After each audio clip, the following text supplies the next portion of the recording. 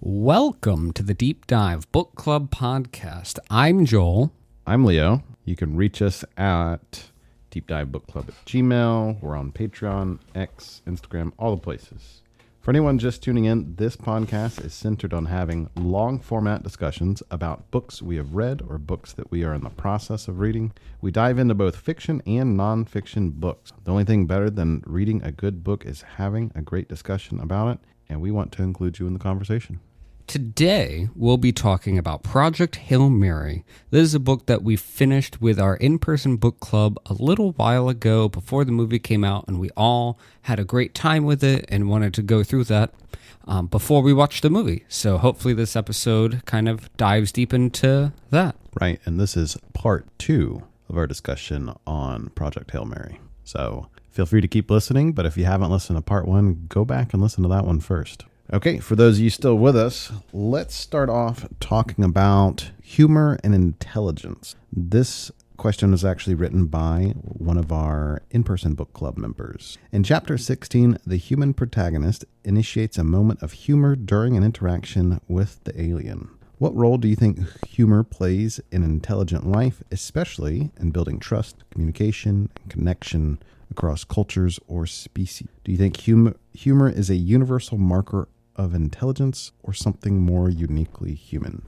I really like this question. It makes me think. So what do you think, Joel? Is humor uniquely human, a marker of intelligence, or something else? Although this question seems kind of silly, I think it dives deeper into existentialism and the meaning behind existing in and of itself.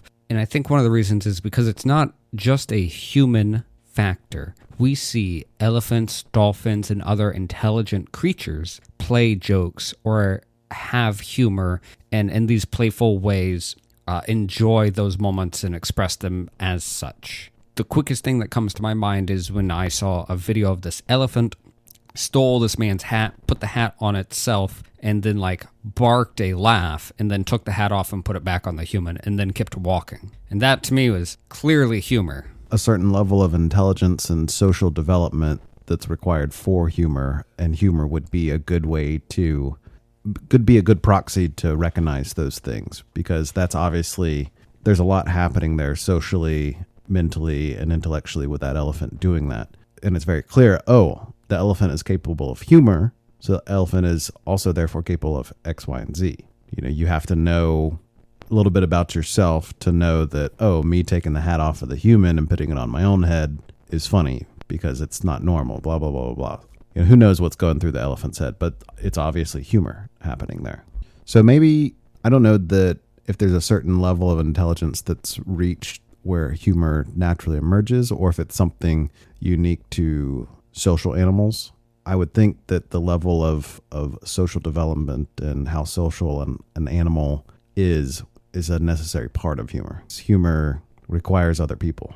I agree with you that it's a social construct, but I think we would see it in any intelligent social creature. If we had a super intelligent, completely solitary creature, we would not see humor in the same way. Yeah, I don't think so. But then again, that begs the question of how intelligent can you be without having other members of the species to socialize with? How intelligent can a solitary creature get?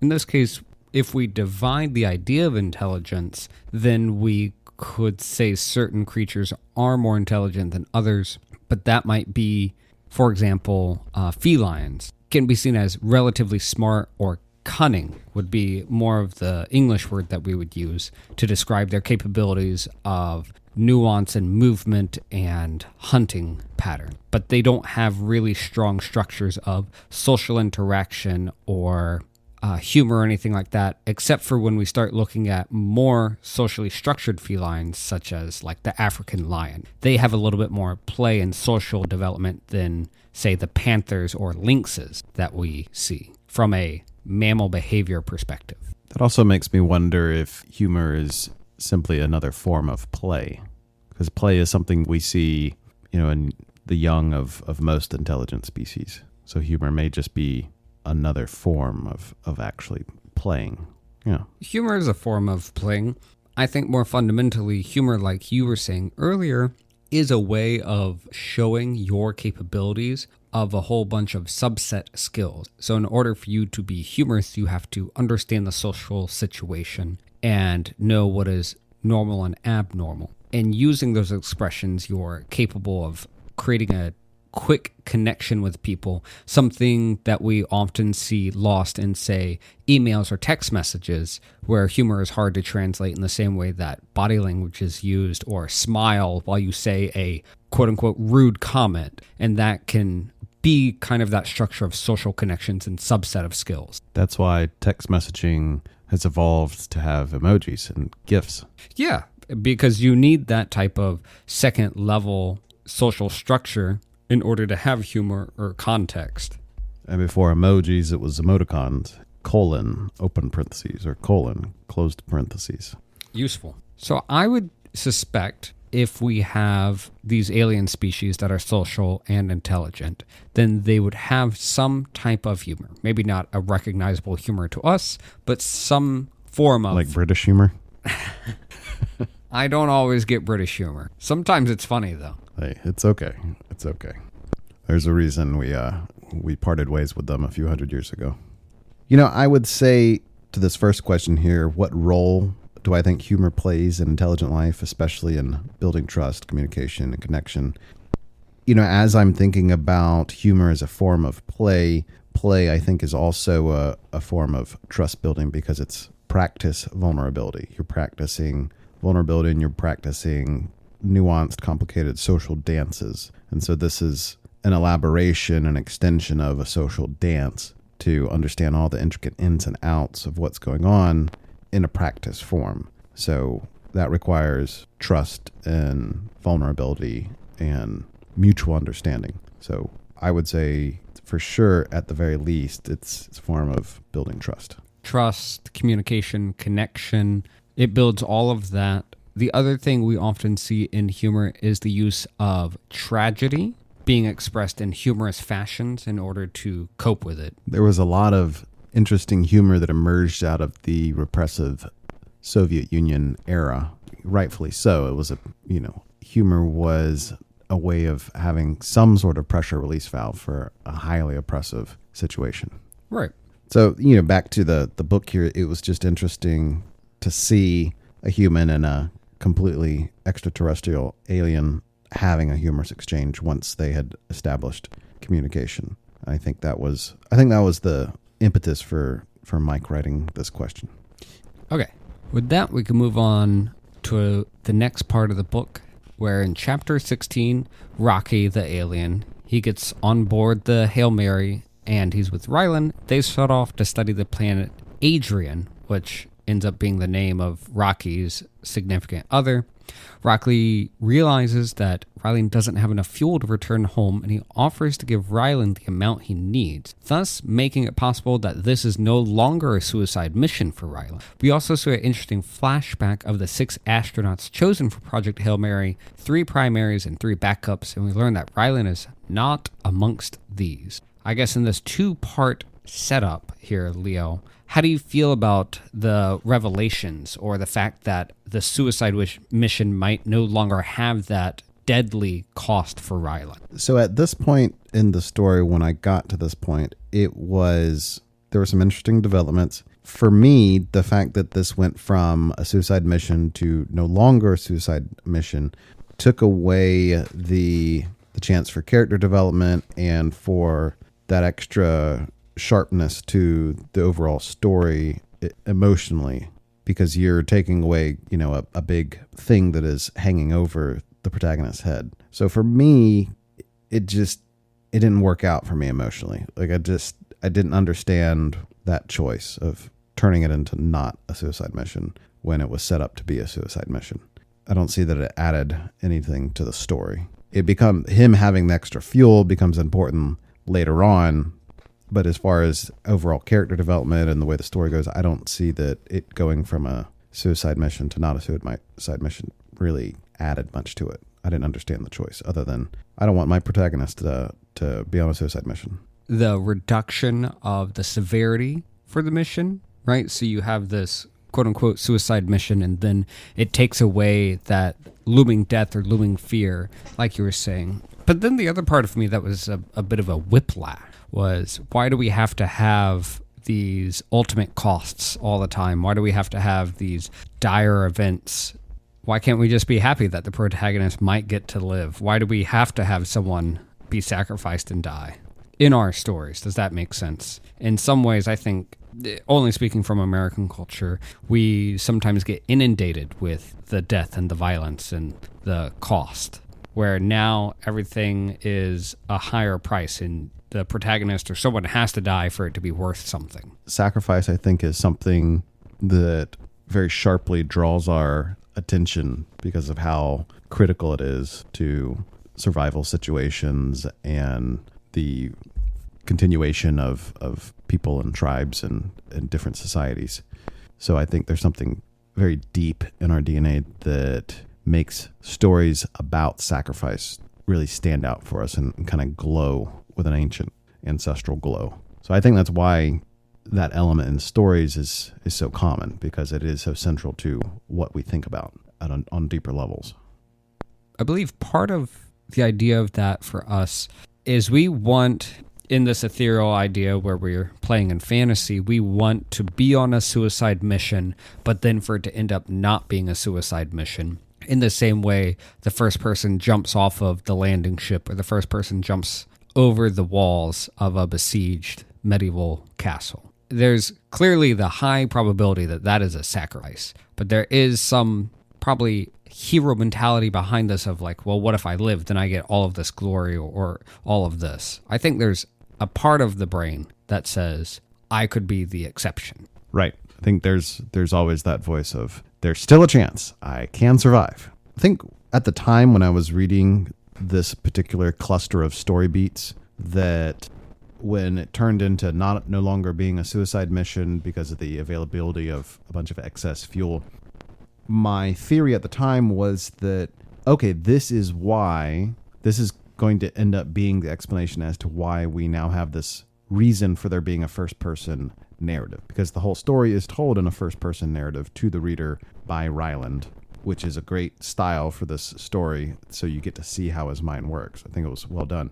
But at no point after having finished the book, at no point did I get a reason for there being a first-person narrative. There was no frame around it. And at the time when I was reading this section, I was like, okay, this must be the explanation as to why we're eventually going to have a written record of his thoughts, or some sort of record of his thoughts, but there never ended up being that framing narrative. And so it not being a suicide mission did not serve that purpose of, hey, he survived so he could tell you about it. It was never addressed. Also, a book clearly tailored towards making a movie. The particular type of movie would fall in line with The Martian, which is by the same author, where that also has a happy ending. And so, people love a good happy ending. I think that's more of the trend. However, having watched more movies from the 70s and 80s, there's a lot more happy endings now than there were then. Back then, it felt like more movies ended in gray ending, where it's kind of positive, kind of negative. You say that, and most recently I finally watched The Duelists, which was Ridley Scott's first movie. I watched it over 2 nights because I didn't want to watch the whole thing in one sitting. And you're right, that movie did not have a particular ending. I thought it was kind of positive, but it did have kind of a gray ending. And I believe that was the 70s or 80s. Super well done movie.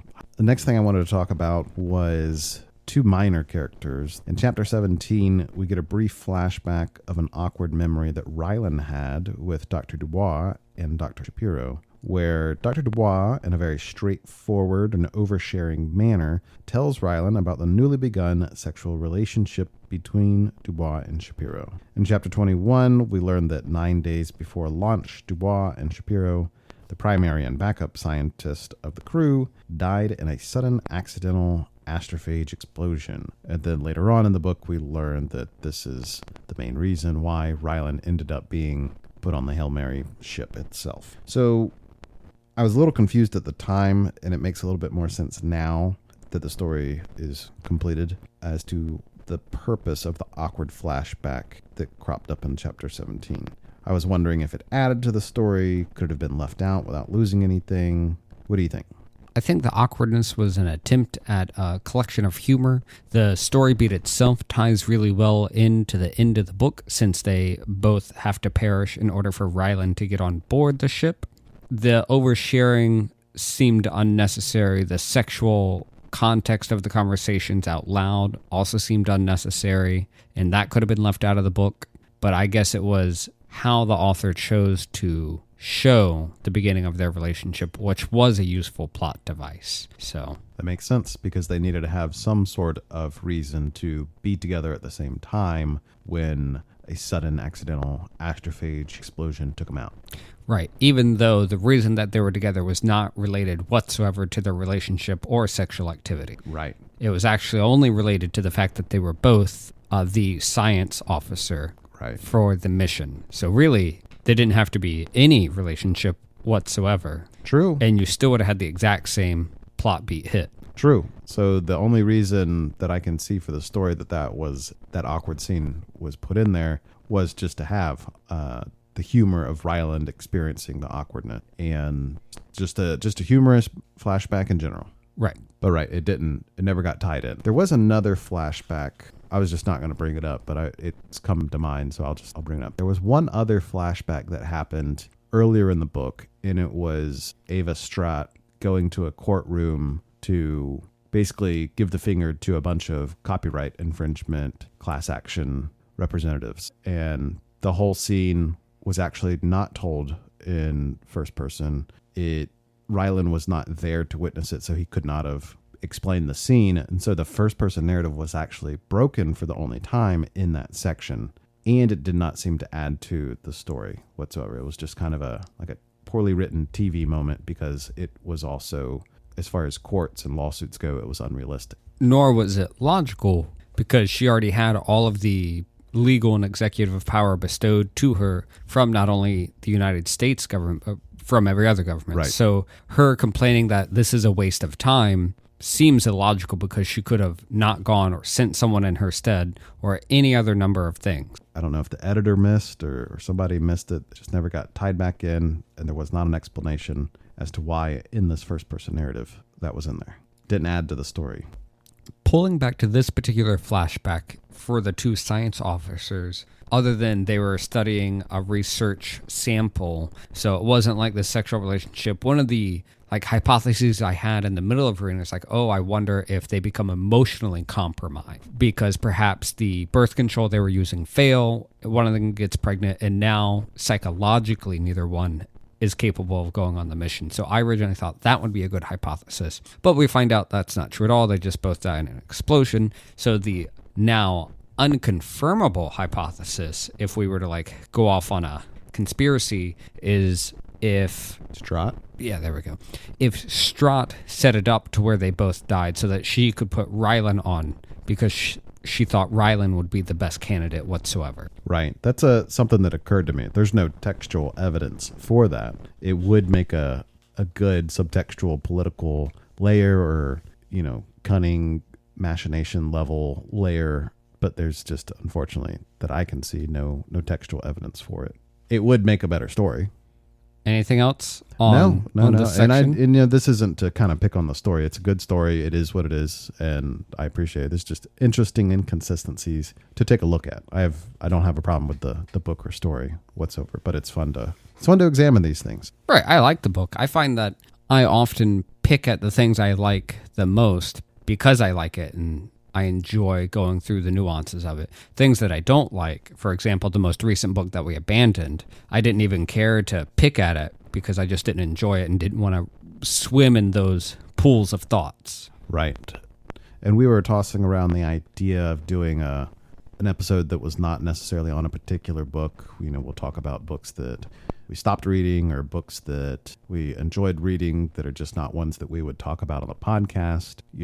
That's something we'll probably do here shortly, because there's a lot of other book-related things we can talk about besides just a single book. Yeah, that'll be a fun bonus episode, like a mashup of short books or books that we abandoned. Exactly. Okay, let's get back to the story here. Next, Joel, I want to talk about Talmiba. I like the name Talmiba. So, At the end of chapter 17, Rocky and Ryland find evidence of a possible predator for Astrophage. And in chapter 18, they start designing a 10-kilometer long xenonite chain to fish for this predator in the upper atmosphere of planet Adrian. After several near-death experiences, they finally confirmed that they have caught the predator and named it Talmeba. So, Joel, when Rocky and Ryland proposed the theory of there being a predator for Astrophage, what did you think when you came across that? I thought it could be possible from a biological perspective. There is typically no organism that is outside of a supply chain of evolution or economic interactivity. So that ecosystem hypothesis where something is interacting with it has the capability of being valid. When the theory first came up between Ryland and Rocky, I liked it. But I was suspecting that, okay, this is a red herring. This isn't actually going to be the final solution to the problem. This will just be an interesting scientific interlude before they get to the actual solution. But this actually ended up being the solution itself. The person who is writing the miniseries version of this might put one or two red herrings or dead-end paths that they have to, spend time on before they actually figure out the actual solution. But this ends up being the solution, is the Talmeba.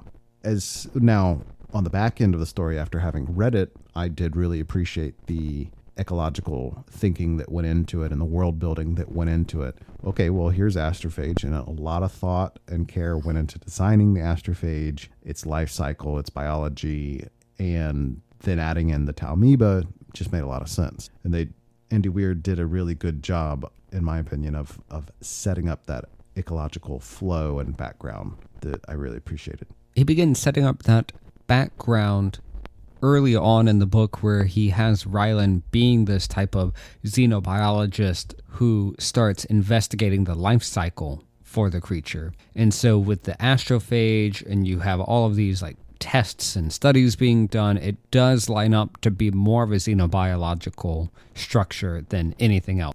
How did you react when you read about their solution for gathering it, which was creating a 10-kilometer long chain?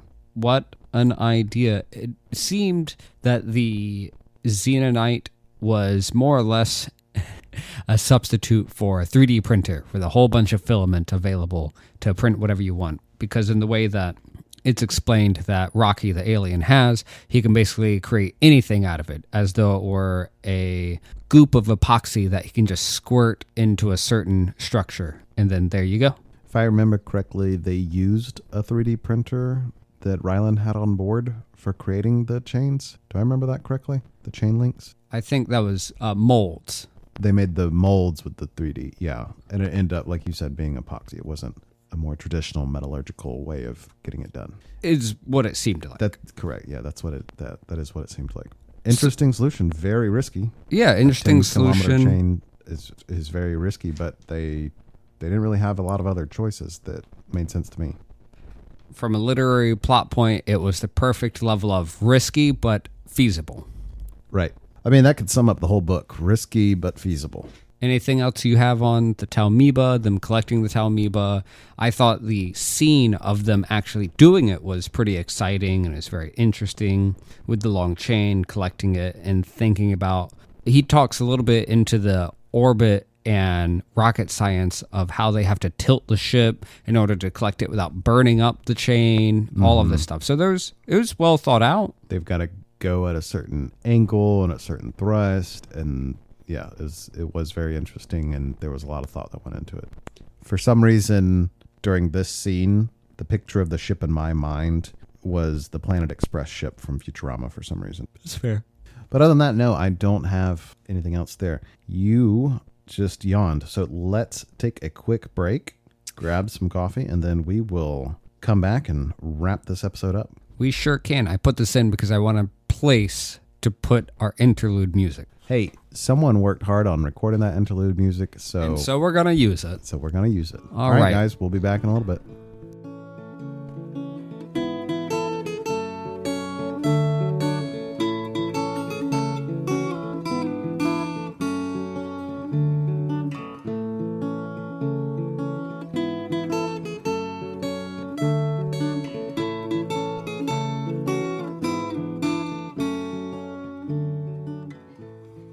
In chapter 23 and 26, we learn that Rylan refused to join the crew and was drugged and forced into it against his will by Strahd.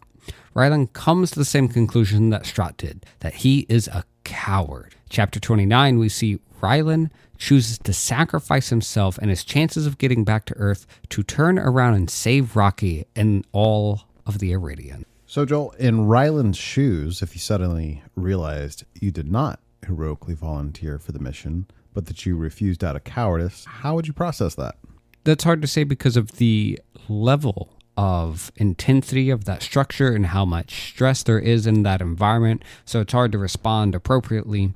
But in my comfortable podcasting chair situation, I would think that, okay, yeah, I was a coward, but I'm here now and I have, a mission to do. So let me at least get this done and process it later. And that's kind of what Strahd was banking on when he finally gets all of his memory back. He realizes that that is exactly what Strahd herself was planning.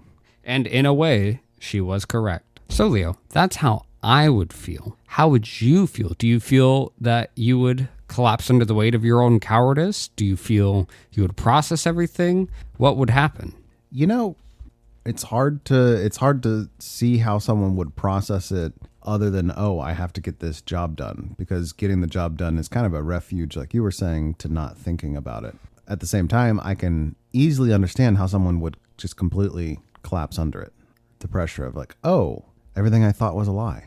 Then again, someone could also disassociate from the memory that they didn't have access to prior and the identity they had begun building absent the amnesia.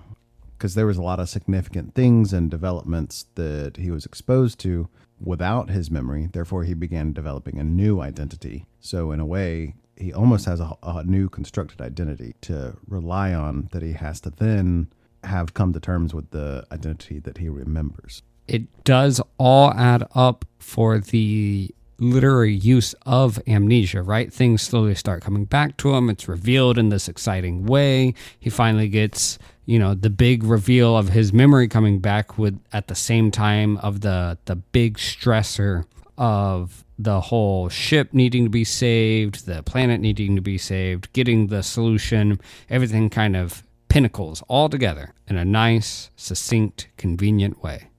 Makes for good reading. And then he has that pivotal choice of when he realizes the Talmiba is the issue and he fixes the Talmiba issue that put his ship stranded, that he then realizes Rocky's going to have the same issue. And so he then turns back around and saves Rocky at the expense of his ability to get back to Earth, which is direct evidence that he's not a coward, because he loses that chance to make it back and he ends up, in a way, making a pretty big sacrifice. And in that case, he is sacrificing. And when we go back to the rest of the story in his memory, he was given a few hours to make this life or death situation to get on the ship or not. And in that way, I think that forgives, or is like an apologetical position for him, because the idea of going on this life or death situation, being in that high stress environment, and only having such a short amount of time to make that decision, not even one day or a night to sleep on it, so to speak, makes it more immiscible, really. So what do you think about his overall character and how we should think about him now that all of those story threads kind of resolve together? In a way, Rylan is more human, right, as he comes across the page, because he makes these human decisions. He's not Conan the Barbarian that is going to make the brave, valorous choice each time. He makes a relatively human response in that he doesn't want to go on the suicide mission, that he doesn't want to give up his life, that it sounds too difficult for him. It's relatable, it's human, but then in the situation he rises to the occasion, which is something most of us want to believe about ourselves. So that does relay a good connective part of him as a character. Right. He does end up being a likable character for the most part. And I think, that's something that you could see was crafted, but he still has some faults in it. There's still faults. You can see he's hesitant and a little cowardly when he shouldn't be, but it's relatable. It's understandable. Who would want to volunteer for a suicide mission? Joel, any other thoughts on whether he's a hero or a coward, or how much of each? No, I thought that was a good discussion to have, but I don't have any other thoughts necessarily to fill in the rest of that because he's, I guess, a hero in the moment, and he's not really a coward because he has just human emotions and responses. Okay. So another interesting thing that I wanted to bring up was the choice of method of death for the various astronauts. In chapter 21, a memory reveals the conversation where Ilyukina, Yao, and Dubois officially select their individual methods of suicide for once their mission is complete, because they're going to be stranded in space, and rather than just starving to death, they all elect a voluntary form of suicide. The Russian astronaut chooses heroin, Dubois chooses nitrogen asphyxiation, and Yao chooses a handgun. What do you think about the scene and their choices and the psychology behind these types of situations? Each of those particular choices made perfect sense for the characters that they were. The Russian chooses drugs. At least that's our American cultural thought process for like Soviet Russia. And then Dubois chooses a very nerdy way to go out, the least painful, as he does all this research and he hands in basically like an assignment to Ryland to be like why he chooses this. And then Yao chooses a handgun, a very specific handgun that's related to his nationality and the ranking that he would have as commander. So all of that is very telling for the characters that they were, falls perfectly in line, and also does a great job of giving a reason why that much nitrogen is available on the ship when otherwise it wouldn't be used. What's the method you would use in this particular situation? Drugs seem like the easiest way to me. And just take some drugs and not wake up, feel good on the way out. Mm-hmm. Yeah. Yeah, that makes sense. Why not? Why not? Not that we need to get too dark and deep, but having picked up several suicide patients when I was in rescue, I would often see these events and wonder how they came to the conclusion to choose the method that they did. And some of it was because of the efficiency or the probability of it not failing. And some of those are sometimes we would think more painful than others. But those are tough questions, and it's really hard for me to necessarily ask that because I've never gotten to the position where it's like, I have to choose how I'm going to go out. Understandable. That is understandable. Well, any more thoughts about this somewhat grim scene? No, I don't think so. But it does make sense though. If you're going to go out on a suicide mission in this, in a way polished manner, I guess you got to choose something, right? And it makes sense from, like a mission planning standpoint. It is something you have to consider. Because you have only what you bring with you in space. It's That's true. it. It's true. Except for Ryland. He ends up with a space buddy. Ends up with a space buddy, resources. And he doesn't even get a personal pack. True.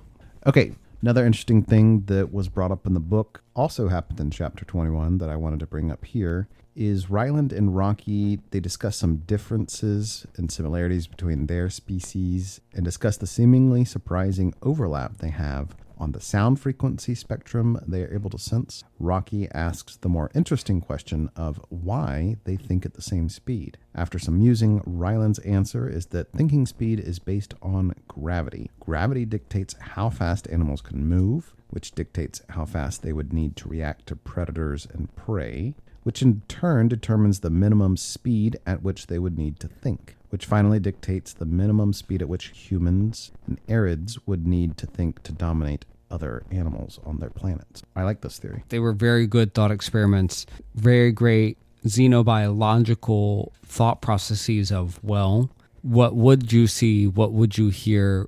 How fast does an octopus think? Because they can respond with their skin cell so rapidly that we don't have a full comprehension of how they have a neurological pathway built in their body to respond so quickly. Right. And is any of that conscious? Is any of that thought? Is that just reflexive? We can't ask the octopus. The octopus isn't going to tell us. So it's a little bit of a mystery that we have a hard time peering into. The octopus will keep his secrets. What did you think about those ideas of movement or sound has a certain speed. Therefore, most creatures, if they grow up in a evolutionarily driven environment, in this case like predator prey. It makes a lot of sense to me. I like that. I would love to see other theories of thinking speed. This is something that I'd love to go on a Wikipedia deep dive or explore around. You know, I would love to see if there's competing reasonable and feasible theories as to what goes into creating the thinking speed for creatures. The gravity idea does seem fundamental and grounded, pun intended. I think that would be a fun afternoon dive through a whole bunch of papers and theories, whatnot, because we don't have any evidence and we can only speculate based on the understanding of chemistry and physics that we know nowadays. And I think one of the most interesting ones is, what are the other parallel styles of life forms that can evolve that is not just DNA and RNA? Because that's our current understanding of what there can be. There's been good hypotheses that have gained traction for silicon-based or other polymer-style based life forms, because you have to have some type of polymer structure, or basically a repeating unit that can aggregate and then reproduce that same repeat unit. Great questions. Great ideas. That is a nice thing about this novel, is that it is a wonderful platform to examine things like that. Because other than reading a specific article about xenobiology, where else would you encounter something that brings this up in a fun, interesting way? Right, yeah.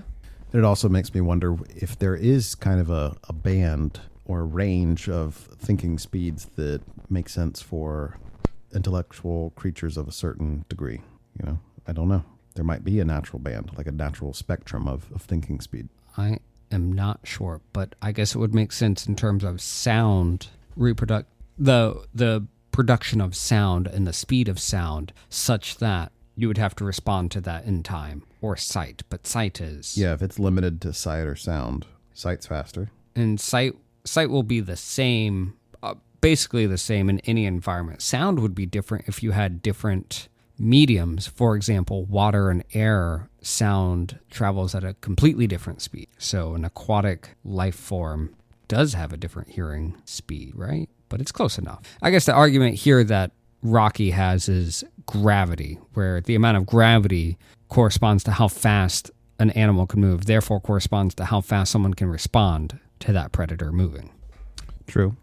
Yeah, and you know, like you were saying, all we can do is backtrack from what we know physical limitations are, chemical limitations. It's all frequencies. We have animals now that we can observe. They're too similar for us to really derive xenobiological theories from, in my opinion. But there's animals that have a much higher range of visual components. They can see a much larger spectrum. Plenty of animals, like birds, can both produce and hear different frequencies than we can hear.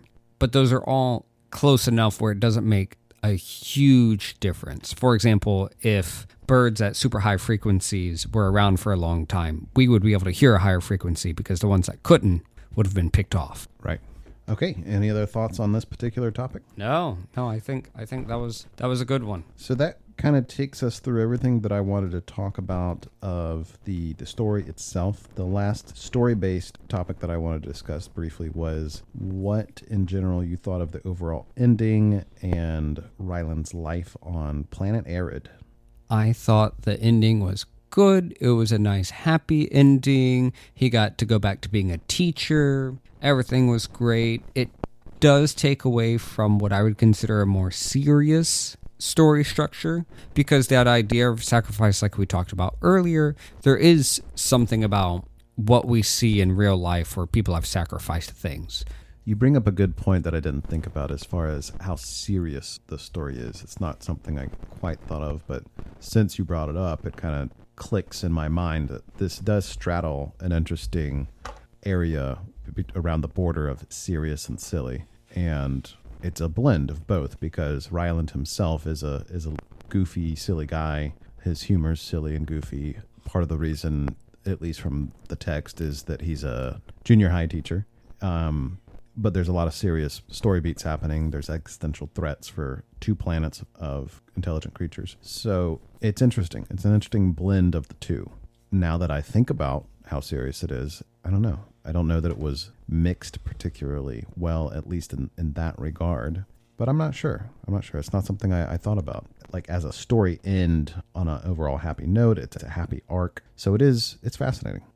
He does a good job of doing it, and it's a great, that last little section of him being on planet Arid is also a great last little dessert of feasting on a bunch of different xenobiology and how life might be on the planet, what kind of technologies would be needed for him to exist there.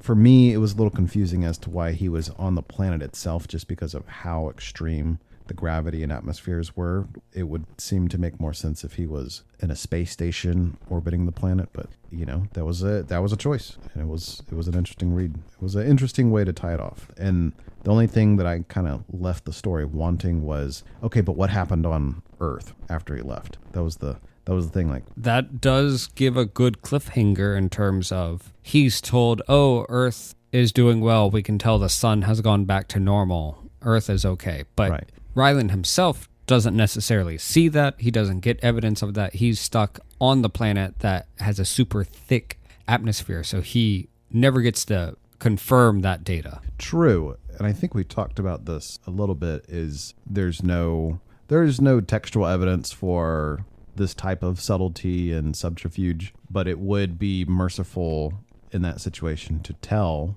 the only member of the human species that, oh yeah, your star went back to normal, the human race is fine, even if it didn't go back to normal. Right. Because he makes no indication that he's really going to return to Earth. He says, oh, I might go back one day, but it's a super long trip. He might not survive it. So it sounds like he's just going to stay on the alien planet. And that would be the merciful thing to do. But then, and again, there's no textual evidence other than he doesn't have direct evidence of it happening. But there is an interesting blend of, yes, this is in first person narrative, but it's also, there's some omniscience that peeks through. And I'll say with that, my overall thoughts for the book itself was, it was a good book. It was easily a page turner. The way it was written made it easy to read. It made it exciting. It blended that humor and action. It was a well-written book. Well-edited book, too, other than that one chapter. And my overall opinion is that it was a decent read.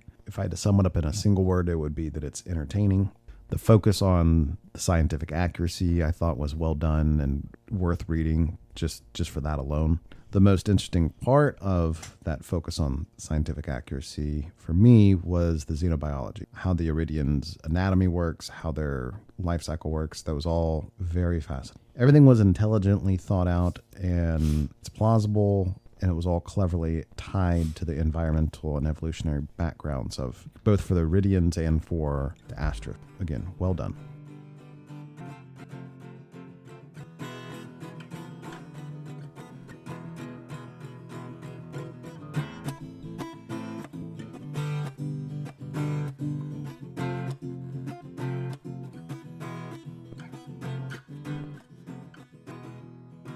Did you want to take us through some interesting quotes from the book itself? I did. Quote, I penetrated the outer cellular membrane with a nanosyringe. You poked it with a stick. No, I said. Well, yes, but it was a scientific poke with a very scientific stick. Another one that stood out was, quote, we're as smart as evolution made us, so we're the minimum intelligence needed to ensure we can dominate our planets. Both factual and humorous. It's fair. Quote, I'm smart enough now to know I'm stupid. That's progress. And then poking around online, this was surprisingly the most cited quote that I found. Quote, if I had a nickel for every time I wanted to smack a kid's parents for not teaching them even the most basic things, well, I'd have enough nickels to put in a sock and smack those parents with it. End quote. For some reason, that was the most popular quote I found online by readers, mostly on Reddit. I think a lot of people disparage or are angry at that teacher-parent relationship and how much responsibility falls on each side. Parents real angry, teachers real angry. Doesn't sound like I often hear that parent-teacher divide is agreed upon. You probably just don't hear that. That's not what comes up. We hear the negative. We hear the negative much more. Yeah. Okay, now let's talk about critiques and bad reviews. You want me to read this first one? Sure. So, to sum up the particular vein of critiques here in this first one, it's essentially that this book is the same as his other books. Quote, Andy Weir cannot write, and I'm tired of people pretending he can. First, let's talk about characters. Well, there is no character here. I only see a vague, man-shaped science textbook and an astronaut suit. Wait, let me put my glasses on. Oh, I know him. Quirky, wisecracking nerd who likes space. It's Mark Watney. Every so often, I am lucky enough to come across something that reminds me of how beautiful the diversity of the human experience is. For example, some people love this book. All right, come on. That's objectively humorous. This person wrote as good, if not better, humor in his response than in the whole book. That's a good one, right? That was a good one. I don't even remember if you put that in there or if I put that one there. I don't remember. That was funny. That was good. Oh. And I can't disagree with this critique. This critique is exactly on point. It is 100% the Martian in a new skin. Hey, but in Andy Weir's defense, okay, if you got a good formula, why change it? I'm not blaming Andy Weir. He is like, you know what's going to make another movie and make me more money? This. People are going to love it. It adds to society. No complaints. I'm not getting at Andy Weir. I just also agree with the critique where it's like, yeah, it is the same thing. It is the same thing, yeah. All right. You ready for the next one? Yeah. Okay. This vein of critique is simply that it's too implausible and the protagonist is annoying. I found this one from the Bibliolator blog. Quote, Project Hail Mary is a bad book. I feel pretty confident about this, and I don't think I'm being unfair. I'm pretty sure it's a bad book. At the very least, it's definitely not a good book. It's not well written. It strains credulity, even for science fiction, and the plot is so full of holes that it's frankly hilarious. It's not good.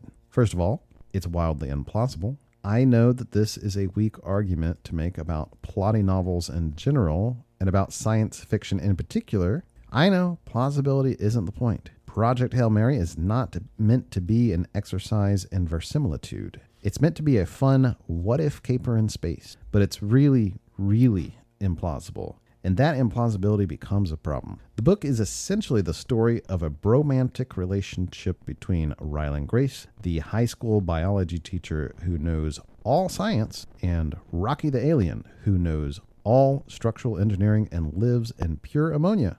It's just not how things work. Second, it's a little too casual. Because the novel is the first-person perspective of a man alone in space, Weir tells the story in a sort of highly vernacular internal monologue, which monologue becomes annoying quickly. And yes, I know that this sounds like another nitpicky, besides-the-point complaint, but the language starts to grate on the nerves over time. It doesn't help that Rylan is sort of annoying. For a man who knows all science, he's kind of an idiot. The whole book is like this. This is further on in the same thing. Great, fine, it's a bad book. So why am I all messed up about it? Because it's fun to read. It's really fun to read. In fact, it's as fun as it is bad. That is to say, very. I blew through Project Hail Mary. I devoured it, and on vacation no less. And despite the fact that he's an idiot who absolutely vaporized my ability to willingly suspend disbelief, I really cared about what happened to Rylan. Actually, I cared about what happened to Rocky the alien, but that's a whole other essay. End quote. I thought that was interesting, and that was something similar to my experience with some of the problems with the novel and the story beats and the characters or lack thereof. But it was still very entertaining. It was still very good. Now, that was a longer quote, but I thought that was just really well put. Bibliolator blog. It's not going to be a book that lasts for hundreds of years, in my estimation, but it is absolutely entertaining. It is a delicious snack that you can just eat and not worry about the actual nutrition inside of it. I'm surprised at how much this particular blogger was hung up on the plausibility, because it just did not seem that implausible to me. Like, there was a lot of things that needed to happen to make the plot work, but the plausibility of the individual events and mechanisms seemed fairly plausible. The least plausible was towards the end of him being on the alien planet. Or the fact that humans can't even last a few months in space regardless of being in a coma or not, because the lack of gravity actually destroys our cardiovascular system. So whether they're in a coma or not, he wouldn't have lived. That's where he just waves the science Right. fiction wand. He waves the magic wand. Hey, we solved it with technology. We solved it with astrophage technology, which for me doesn't break the plausibility. It's just you can't go into scientific feasibility in a whole lot of detail for sections like that. Same thing with their protection from the radiation with that. Well, it's just part of the way the astrophage is. It's in throughout the outer layer of the hole, so we're safe. For books like this, I think we end up being in between categories where people in either camp of category will critique it. And I'm not saying that's necessarily wrong because, for example, Burnout Society, even though I enjoyed the book and I got a lot from it, I too agree with the critique that it is too academic to be accessible and not academic enough to be valid. And in this case, the book felt like, oh, you're presenting as a hard science book, but then you wave the magic wand a little too much. And so he ends up being in this category of, well, come on, it's just a fiction, so you don't need everything to line up. But then it's like, well, you spent so much time and you're presenting it as though everything is fully fleshed out scientifically. Again, suspend disbelief, just enjoy the story. I'm here for that. I'm just saying I understand the critique of he's in between these categories. Does that make sense? Yeah, that makes sense. I can see how someone could really get rubbed by not neatly being into one category fully. That I can see how that can bother somebody. I would think that implausibility would really disrupt my suspension of disbelief, but for some reason this book did not seem to ring the implausibility bell too loudly. Or if it did, I didn't mind. Like this reviewer says, hey, you just end up liking it despite some of its issues. Right. And it is deeply entertaining. Right. I liked it. It was entertaining. Coming from a science background, it definitely irritated the plausibility things, or when he would talk about certain things where it's that's not how that works. So I think based on a person's background will determine the amount of friction they run into. Something that just occurs to me, and this is a bit of a digression, but the first-person narrator vehicle for a story, I think, would be a great way to overcome some of those limitations. And I'm thinking specifically of the Black Company books written by Glenn Cook and the way he handles magic in that book, or in those books. Magic, the narrator, it's first-person narrator for almost all of it, and the narrator is not a magic user, doesn't know how magic works. So he's giving a first-person explanation as best he can of magic happening. And so at no point does the author have to go into mechanical details about how the magic's working, which I thought it just blew my mind when I came across it when I was younger. And I still think about that. It's like, that's just so neatly done. That's so well done. You don't have to explain it. The problem here is that the vehicle for the story, the first-person narration, is also carrying all of the plausibility because he is a walking encyclopedia. So he is sitting there giving the explanation of, so not this book, it wouldn't work in this book, but in other books, that could be a good vehicle to kind of mask implausibility or I did filter through it. I did like Glenn Cook's approach to that, where the chronicler does not know. And so it's like, well, I don't know. I can't tell you because I don't know. But this is kind of what happened. Right. Exactly. Great. Okay. I think that was the vast majority of the critiques that we've read. I went through, because obviously it has a lot of good reviews, I went through almost all the good reviews, that were thumbed up in Goodreads, what have you. And I tried to create multiple categories and really dissect the value and input of the good review. And I came up with one category, and that category is, I liked the book. And there's so many quotes I could pull from all of these different reviews. There's just one of them, quote, "What a wonderful book you wrote, Mr. Weir. I thought there was no way to love this more than The Martian, but you proved me wrong. Funny, engaging, science-y," end quote. And that was honestly almost every single thing I read was, I liked the book, or it was great, it was like The Martian, it's even better than The Martian, what have you. Right. That's a perfect summary. That neatly ties it all up. You end up caring about the story, caring about the characters, and deeply entertaining. Funny, engaging. And that just points to, hey, this reader loved The Martian. And you followed the same formula. You did it well. Thank you, Mr. Weir. Exactly. Okay, with that, you have any other thoughts about the book itself? I don't think so. This was a fun change of pace to talk about this. And, who knows what we're going to be talking about next book-wise. I think most likely what will happen next episode we do is going to be kind of a catch-all. We'll talk about what we've read recently, what we stopped reading recently, and various things like that. A little bonus episode, some miscellaneous stuff. And then we're going to jump right back into a book. That'd be great. And if you have any opinions on the next episode you would like to hear, or any bonus episodes that we can provide for you, gosh, I would love if you reached out to us and told us those thoughts, feelings, opinions. You can email us at deepdivebookclub@gmail.com. Go to Patreon/deepdivebookclub, X @deepdivebc, Instagram Deep Dive Book Club, YouTube Deep Dive Book Pod. I think those are all the social medias we're on right now. I would love to hear from you. Leo would love to hear from you, and we can engage with that and hopefully bring you some more content. Yeah, if you leave us a comment somewhere, we will try to find it, but those are some of the best ways to get a hold of us right there. I think Joel found a Spotify comment and responded to it, but we will try to keep an eye out for them. Email would be best. Feel free to just shoot us an email. Otherwise, we will be in your ears next time. Thanks so much for tuning in, and see you next time. Bye, guys.